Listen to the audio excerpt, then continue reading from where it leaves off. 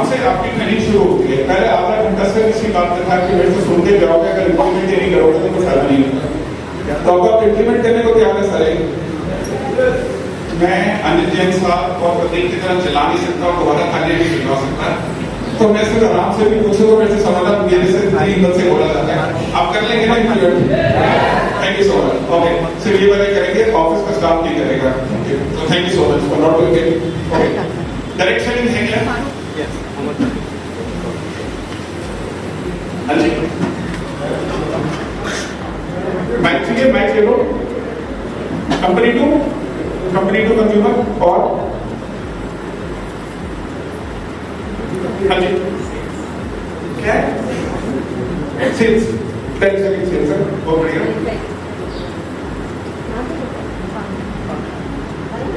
Direct selling है क्या? मतलब हम ये काम कर रहे हैं, हम में से कितने 5 साल से कर रहे हैं? 5 साल से, 15, 10 साल, 2 साल, 1 साल? ओके, तो सब 1 साल वाले तो हैं। ओके, तो डायरेक्ट सेलिंग है क्या? डायरेक्ट सेलिंग की अंडरस्टैंडिंग एक समय थी कि वो कंपनी टू कंज्यूमर है, और एक ही हम डेफिनेशन यूज करते जा रहे हैं जिसमें हम कहते हैं कि जो मैन्युफैक्चरर से कस्टमर तक का सामान जाता है उसको डायरेक्ट सेलिंग कहते हैं। ये डायरेक्ट सेलिंग नहीं है। ये हमें सिखाया गया था जब मैंने 1998 1999 में मैंने जब डायरेक्ट सेलिंग शुरू की थी, तो मुझे भी यही डेफिनेशन सिखाई गई। बट ये डेफिनेशन ठीक नहीं है, क्योंकि हमें वो समझना है कि भारत सरकार क्या एक्सपेक्ट करती है। भारत सरकार की डेफिनेशन अलग है, हमें उसी को फॉलो करना है। जब कंपनी टू कंज्यूमर कहते हैं तो उसको डायरेक्ट टू कंज्यूमर भी कहते हैं। आपको पता होगा आजकल बड़ा नया वर्ड है D2C। वो बड़े ई कॉमर्स के बच्चे इंस्टाग्राम वाले बड़े डाल देंगे D2C, direct to consumer, direct to consumer. क्या direct selling direct to consumer है? आप कस्टमर को डायरेक्टली देते हो? क्या कंपनी कस्टमर को डायरेक्टली देती है? तो सागर सर ई बैठक किसको सामान देता है? डायरेक्ट सेलर को। तो यानी डायरेक्ट सेलर आगे कस्टमर को देता है, तो फिर हम डायरेक्ट टू कंज्यूमर है या नहीं है? है या नहीं है? नहीं है। तो हम डायरेक्ट टू कंज्यूमर नहीं है, हम अपने नेटवर्क के द्वारा सेल करते हैं। ये जो शब्द है नेटवर्क के द्वारा सेल करना, ये असल में पूरे बिजनेस की रीढ़ की हड्डी है। क्योंकि हम इस शब्द का इस्तेमाल नहीं करते तो हमारे डायरेक्ट सेलर्स को भी समझ में नहीं आता कि उनकी वैल्यू क्या है। अगर कंपनी ने कस्टमर पे माल बेचना तो हमारे को इतना खाना पीना, इतनी मीटिंग, इतनी सब ज्ञान बांटने की क्या जरूरत है? फिर तो मैं ई कॉमर्स जाऊंगा बेच लूं। अगर मुझे डायरेक्ट सेलिंग करनी है तो मुझे 3 चीजों का ध्यान रखना होता है। एक, ऐसी कोई एक्टिविटी जिससे मार्केटिंग कॉमा डिस्ट्रीब्यूशन, इसके अंदर ये कॉमा शब्द इंपॉर्टेंट है, यानी कि मैंने किसी प्रोडक्ट को रेफर किया, किसी को प्रमोट किया, मुझे अच्छा लगा और मैंने किसी को बताया तो मार्केटिंग हो गई। उस प्रोडक्ट को ले जाने में हेल्प की, किसी को डिलीवर किया तो वो डिस्ट्रीब्यूशन हो गया। लेकिन सबसे इंपॉर्टेंट वर्ड है ये एंड, उससे सेल होनी चाहिए। यानी कि सिर्फ प्रमोशन का, सिर्फ डिस्ट्रीब्यूशन का पैसा नहीं दे सकते। जब तक सेल नहीं होगा पैसा नहीं है। अब से गुड्स का हो या सर्विसेज का वो मायने नहीं रखता। जो भी हिंदुस्तान में भारत सरकार गुड्स अलाउ करती है, डायरेक्ट सेलिंग वाले भी अलाउ करते हैं। जो सर्विस वो अलाउ करते हैं हम भी अलाउ करते हैं, प्रोवाइडेड उसमें उस डिपार्टमेंट के भी कुछ अप्रूवल होते हैं, वो थोड़ा नेक्स्ट चीज में डिस्कस करेंगे। तो पहली चीज ध्यान रखनी है, कोई भी ऐसी एक्टिविटी जिससे मार्केटिंग और डिस्ट्रीब्यूशन हो लेकिन उससे सेल होना जरूरी है। दूसरा, वो सेलर्स के थ्रू होना चाहिए। अगर हम डायरेक्ट सेलर्स के थ्रू बिजनेस नहीं लेकर आ रहे तो वो डायरेक्ट सेलिंग नहीं है। इसको और थोड़ा डिटेल में समझेंगे जब हम Amazon का एग्जांपल समझेंगे, या हम यूरेका फोर्ब्स का समझेंगे, या डोर टू डोर सेलिंग का कॉन्सेप्ट समझेंगे। ये डेफिनेशन क्यों समझना जरूरी है? क्योंकि मैं जब किसी के घर में प्लान दिखाने जाता हूँ तो मैं उसको बोलता हूँ कि मैं नेटवर्क मार्केटिंग इंडस्ट्री से आया हूँ। मेरी अपलाइन जो साथ बैठी होती है वो कहते हैं नहीं सर हम मल्टी लेवल मार्केटिंग वाले हैं। और कंपनी से पूछो तो वो डायरेक्ट सेलिंग वाले हो जाते हैं। तो कस्टमर ये सोचते हैं कि वो तीनों में रिश्ता किसके साथ बना रहे हैं। अब वही कस्टमर कहता है कि सर वो जो आप आए थे ना मल्टी लेवल मार्केटिंग वाले, कहते नहीं मैं मल्टी वाला नहीं हूँ, मेरी अपलाइन मल्टी लेवल मार्केटिंग थी, मैं नेटवर्क मार्केटिंग वाला। वो कहता है भाई सर उनके साथ काम करूँ या नहीं करूँ। बट सोचो कितनी छोटी सी प्रॉब्लम है, बट आपने उस इंसान के दिमाग में क्या डाल दिया कि मैं ऐसे सच नहीं बोला। उसको क्या लगेगा? इसको खुद का तो पता नहीं, अब मुझे बताने चला। सिंपल सी चीज आप सॉल्व कर लो। पूरे सिस्टम में, एजुकेशन सिस्टम में, ट्रेनिंग सिस्टम में, अप्रोचिंग में इनवाइट करना है, प्रोस्पेक्टिंग करनी है, इन्फॉर्म करना है। एक ये भी एक इम्पॉर्टेंट पॉइंट है कि हम घर घर में बेच सकते हैं, हम बैंकेट हॉल में बेच सकते हैं, हम किसी रेस्टोरेंट में जाके बेच सकते हैं। हमको कोई ये नहीं कह सकता कि आप यहाँ पे क्यों बेच रहे हो, आपको यहाँ बेचने का राइट किसने दिया, आपका ऑफिस नहीं है। ये एक बहुत ही मजेदार टेक्निकल लीगल पॉइंट है। जब आप मार्केट में जाते हैं, कई ऐसी स्टेट्स हैं जहाँ को नहीं समझ में आता डायरेक्ट सेलिंग क्या है, या लॉ ऑफिसर्स को नहीं समझ में आता। यहाँ पे आपको एक पॉइंट समझना चाहिए, यहाँ पे हमें लिखा हुआ है लॉ में कि हम कहीं से भी ये काम कर सकते हैं।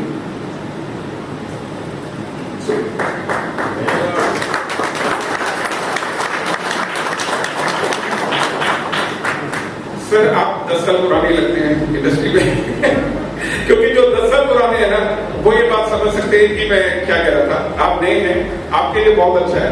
मैंने तो 99 में जब एमएलएम शुरू किया था, तब एमएलएम कहते थे, डायरेक्ट सेलिंग नहीं कहते थे। तो मेरे पे ऐसे नजर से मत देखो, तब एमएलएम नहीं कहते थे।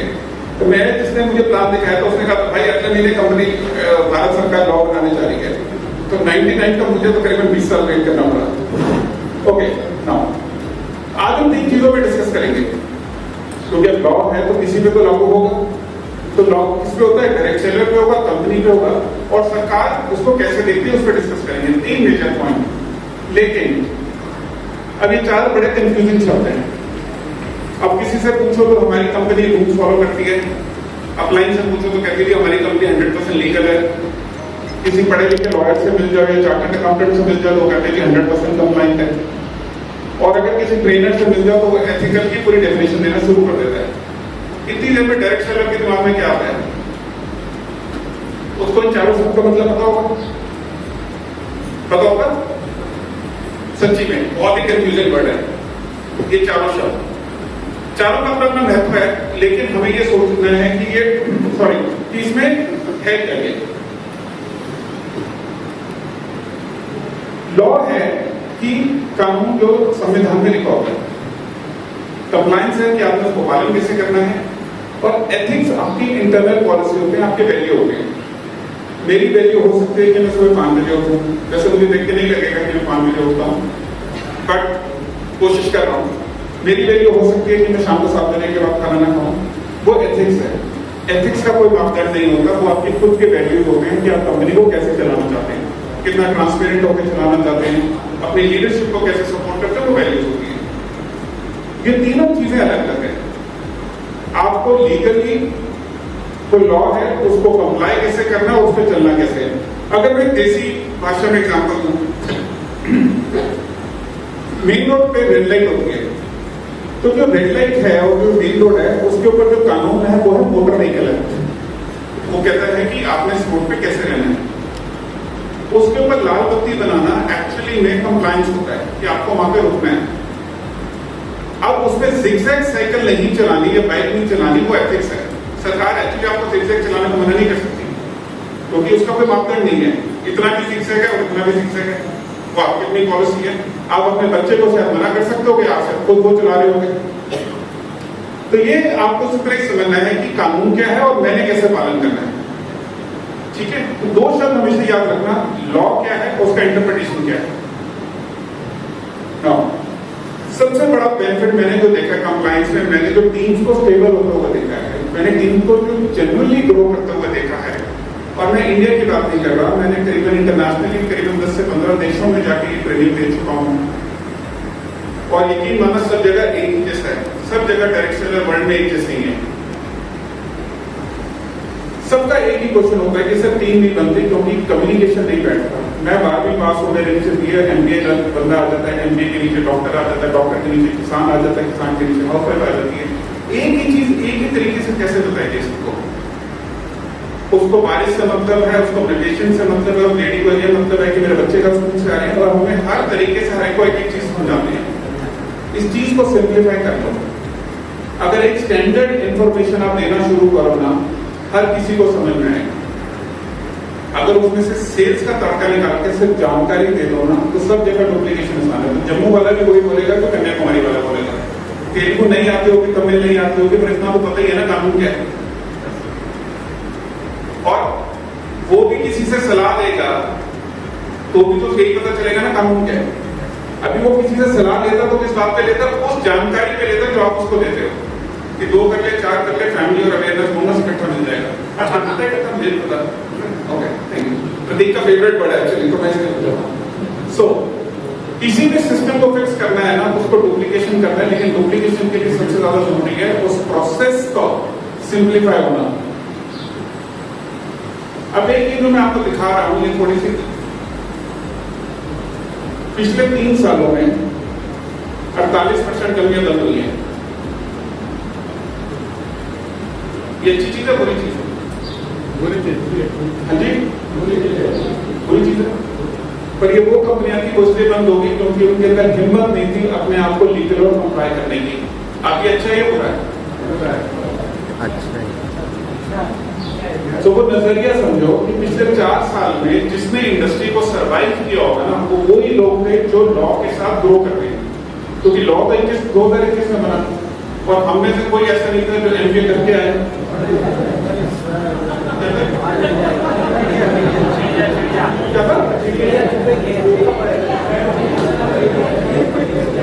पूरी दिल्ली चले जाओ, चिड़िया वहां पे पेड़ों पे नजर नहीं आती है। अच्छा ये चिड़िया थी।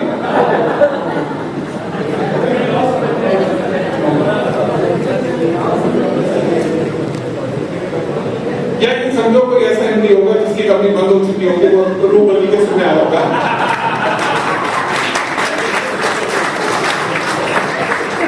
पर इस लाइन की नजाकत समझ में आती है। 48% कंपनियां सिर्फ इसलिए बंद हो गई क्योंकि उनको ये नहीं समझ में आया कि वो गलत कर रही है ठीक कर रही है, या उनको समझ में आ गया वो गलत कर रहे हैं तो बंद करके बैठ गए। अब वो जो कंपनी बंद करते हैं तो हमारे पे क्या इम्पैक्ट आता है? सर वो नागपुर की कंपनी थी, इतना कर रही थी, 70% दे रही थी, 90 दे रही थी, आपको 50 देंगे, आपको कुछ दे देंगे, वो कंपनी से बंद हो गई। सर वो एक छत्तीसगढ़ में कंपनी थी, वो तो 10,000 रुपए के पीछे 3,000 रुपए वैसे तो हंसा था, वो दोबारा हंस सकता है, मजा आता है। तो कौन सा जो हंसा था? अरे भाई बिल्कुल छत्तीसगढ़ का सबसे बढ़िया है, फुल आपके साथ। समझो ये इतना बड़ा पॉइंट है कि लोगों को ये समझ में आने लगे कि अब उनसे कंपनियां या लीडरशिप को समझ में आने लगे कि उनसे टीमें नहीं समझ रही। क्यों? क्योंकि आप 16 साल के बच्चे को भी उतना ही ज्ञान है जितना 45 साल वाले को। ChatGPT यूज करते हो? कितने करते हैं और कितने नहीं करते? आप सबको करा के भेजेंगे, आप सब सीख के जाएंगे, क्योंकि जो टेक्नोलॉजी अवेलेबल है वो आनी चाहिए। ये बड़ा इंपॉर्टेंट क्वेश्चन है, ये सब पे इम्पैक्ट होगा है कि आपका बिजनेस लीगल कितना है, समझ में आ रहा है तो भी बंद है, नहीं समझ में आ रहा तो भी बंद है। ओके, आज से पहले कभी कंप्लायंस या लीगल की ट्रेनिंग ली है? Yes no? ओके चलो, थोड़ा सा क्वेश्चन ये है कि कितना जानते हो कि डायरेक्ट सेलिंग की लीगल कंप्लायंस कितना है? नंबर 1 अगर सबको जानते हो, नंबर 2 कुछ पता है या नहीं पता? 1 2 3 1 वाले कितने की सब कुछ पता है? 2 वाले की कुछ पता है? ओके, 3 नहीं पता बिल्कुल नहीं। क्या पहली बार लग रहा है कि चिकन के मसाले में पनीर भी बन सकता है?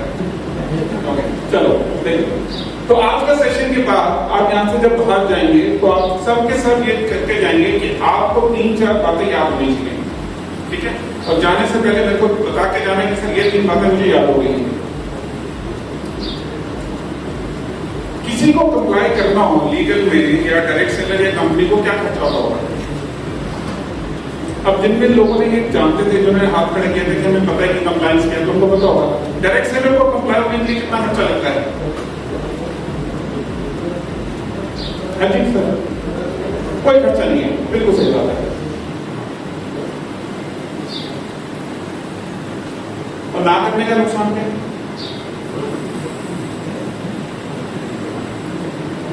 आप लीगल नहीं चलना डिसाइड करते हो तो आपका नुकसान क्या है? कोई है नुकसान? बिजनेस नहीं कर सकते? कितने लोगों को लगता है मैडम सीखेगी बिजनेस नहीं कर सकते? ओके, ये मैडम आपका ग्रुप होगा जिसने आपके हाथ खड़े करने में हाथ खड़े कर लिए। ओके, और क्या लगता है? हो जाएगा। गुडविल खत्म हो जाएगा। किसी चीज को मानने का शायद उतना फायदा नहीं होगा, लेकिन उस पर ना खाने का जो नुकसान है ना वो सबसे ज्यादा है। और इसमें सिर्फ कंपनी की रिस्पॉन्सिबिलिटी नहीं है। यही बात आपको समझना है कि जब मैं as a direct seller comply नहीं करता, मैं लॉ को इम्प्लीमेंट नहीं करता, मैं यहाँ पे स्टेज पे खड़े होकर कुछ भी बोल सकता हूँ, मेरी भी उतनी ही जिम्मेदारी है। और करने का कोई खर्चा नहीं है, बिल्कुल ठीक है आपने, पर ना करने का खर्चा ये है कि कल अगले दिन आपका बिजनेस बंद हो जाएगा। तो जितनी मेहनत की थी 4 साल 5 साल, मैं जब डायरेक्ट सेलर था तो पहले साल मैं 16 डायरेक्ट किए। उस कंपनी में बहुत बड़ी ज्वाइनिंग थी, 1.25 लाख की ज्वाइनिंग होती थी और टीम बनाई बहुत बड़ी।